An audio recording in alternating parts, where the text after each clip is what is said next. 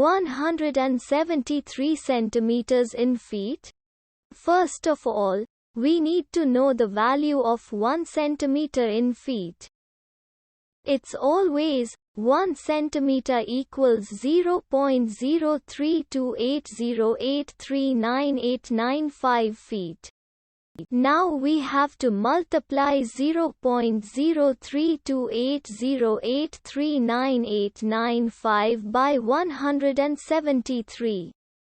Therefore, 173 centimeters times 0.03280839895 feet equals 5.675853018335 feet.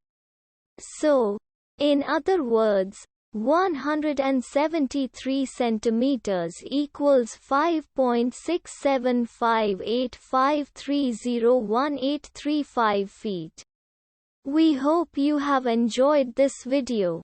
Please like and subscribe to our channel for more videos like this.